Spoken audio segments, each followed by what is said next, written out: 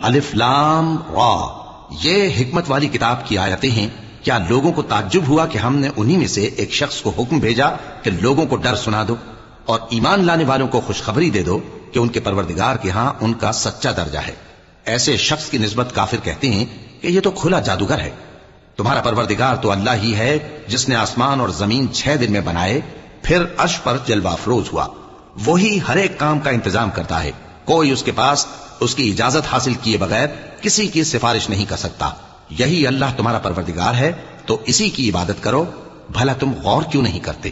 اسی کے پاس تم سب کو لوٹ کر جانا ہے۔ اللہ کا وعدہ سچا ہے، وہی خلقت کو پہلی بار پیدا کرتا ہے، پھر وہی اس کو دوبارہ پیدا کرے گا تاکہ ایمان والوں اور نیک کام کرنے والوں کو انصاف کے ساتھ بدلہ دے۔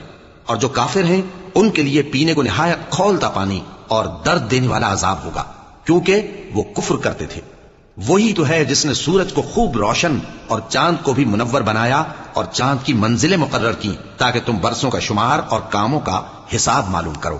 یہ سب کچھ اللہ نے تدبیر سے پیدا کیا ہے، سمجھنے والوں کے لیے وہ اپنی آیتیں کھول کھول کر بیان فرماتا ہے۔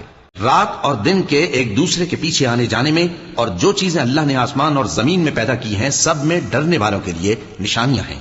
جن لوگوں کو ہم سے ملنے کی توقع نہیں اور دنیا کی زندگی سے خوش اور اسی پر مطمئن ہو بیٹھے اور ہماری نشانیوں سے غافل ہو رہی ہیں، ان کا ٹھکانہ ان اعمال کے سبب جو وہ کرتے ہیں دوزخ ہے۔ اور جو لوگ ایمان لائے اور نیک کام کرتے رہے ان کو ان کا پروردگار ان کے ایمان کی وجہ سے جنتوں میں پہنچا دے گا، ان کے نیچے نعمت کے باغوں میں نہریں بہ رہی ہوں گی۔ جب وہ ان میں ان کی نعمتوں کو دیکھیں گے تو بے ساختہ کہیں گے سبحان اللہ، اور آپس میں ان کی دعا سلام علیکم ہوگی، اور ان کا آخری قول یہ ہوگا کہ اللہ رب العالمین کی حمد اور اس کا شکر ہے۔